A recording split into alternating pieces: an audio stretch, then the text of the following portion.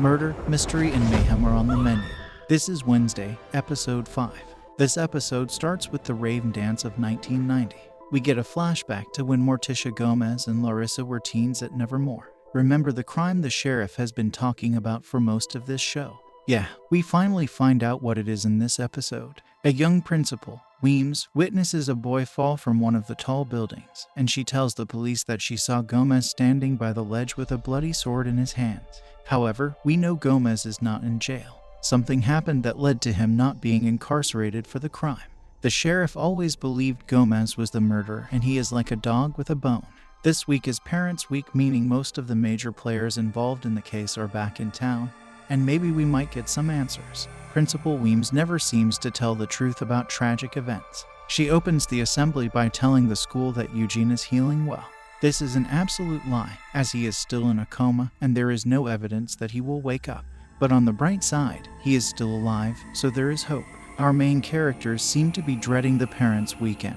It looks like no one has a great relationship with their parents in this show. Xavier and Bianca talk about Bianca's absentee mother, who never shows up for anything, and then surprise shows up. The Queen of Nevermore does not look too happy about it, though. Wednesday wastes no time in informing her parents that she knows they sent Thing to spy on her. Enid's family, on the other hand, reminds me of the Wesley family, minus the warm fuzzy feelings. And Xavier's famous father doesn't even make an appearance. Parents suck in this show, don't they? At the principal and parent meeting, there is movie-worthy tension between Morticia and Larissa. They discuss Wednesday and her progress at the school. Obviously, the report is not exactly favorable.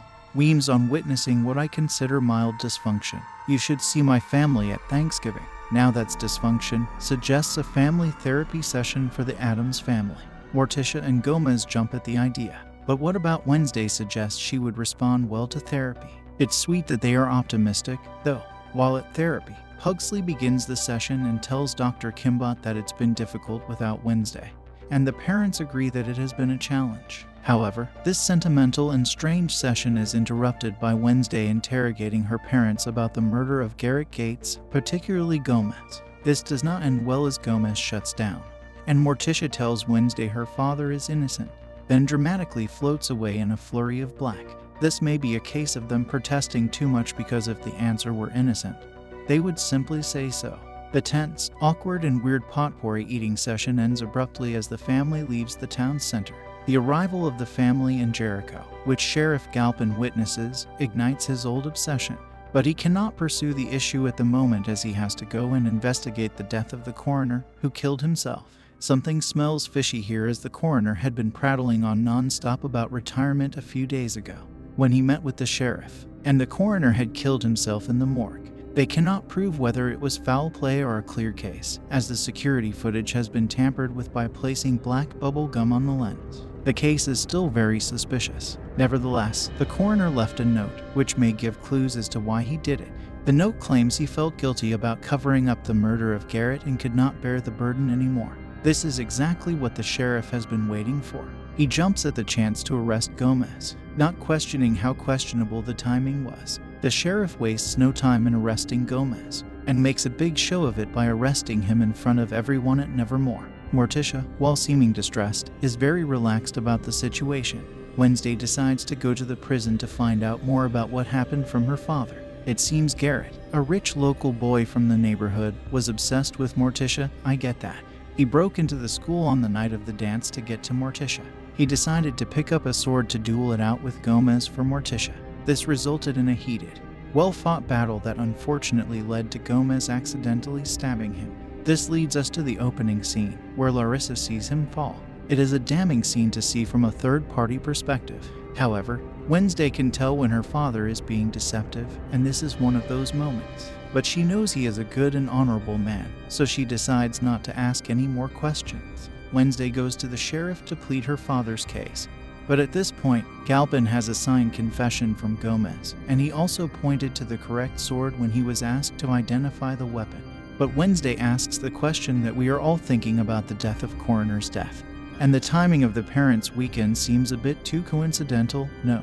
But the sheriff will not budge. So she asks about the DNA results, but the DNA on the claw and bloody cloth is not a match. The sheriff highlights the black bubble gum, and Wednesday points out it is a distraction and an obvious misdirect considering the timing and the suspect pool. But the sheriff has been holding on to this for 30 years. He will not be moved. At the school, the hits keep on coming for Enid and Bianca. Enid's pushy mother wants her to go to a lycanthropy conversion camp to force her to wolf out. And Bianca's mom, a cult leader, wants her to come to help her gain more followers. Unfortunately, Bianca is not the rich, spoiled Nevermore alum she claims to be. She used her powers as a siren to build a fake life, and now her mother plans to expose her if she doesn't leave with her, worried that Gomez's imprisonment would ruin the family dynamic. After all, Gomez is the glue of the family. Wednesday has a bonding moment with Pugsley, who is fishing with grenades. You are guaranteed to catch fish that way, that's for sure. She tells him to be strong for the family. Then she seeks out Morticia, who is looking through Nightshade's lair and wallowing in nostalgia. Finally, Wednesday gets to connect with her mother in a real way and admits that she is tired of living in her mother's shadow. They discuss their ancestor Goody Adams, the founder of the Nightshades, and Morticia tells Wednesday that Goody ended up murdering Joseph Crackstone.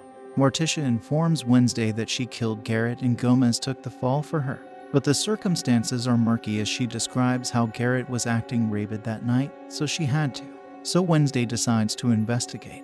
Wednesday and Morticia do some late-night grave digging that would make Gomez proud. Wednesday gleefully attacks the task, and they unearth Garrett's body. However, they are arrested for this because it is a crime. Nevertheless, they are able to get out of prison because they can prove that Garrett was not in his right mind on that night and that his death was in self-defense. The Nightshade meant to poison the Nevermore students broke during his fight with Gomez and poisoned Garrett instead. Wednesday and Morticia also bring this evidence to the mayor, who participated in the cover-up. They request that Gomez be set free and ask for an apology from the sheriff. With her father, Gomez, a free man, Wednesday has a heart-to-heart with her mother. She finally admits to having powers and asks her mother for advice on how to deal with them. It looks like our little storm cloud is growing up. Morticia highlights their differences and how they affect how the visions come. She has positive visions and Wednesday negative visions. The dove and the raven. This means she requires adequate training from the dead to control her powers. Wednesday suggests Goody Adams, an obvious choice considering the circumstances. However, Morticia tells her to be careful. It's hard to believe it has only been a couple of days. But as the weekend ends, Enid refuses to go to the conversion camp.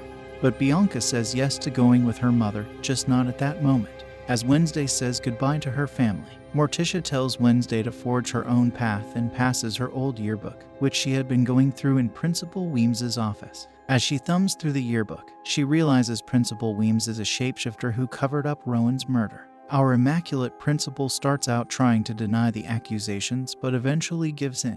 But as she confesses the details, a loud noise interrupts the conversation, and as they look outside, someone has written "Fire will rain in flames" on the grounds. It looks like that prophecy is about to come true.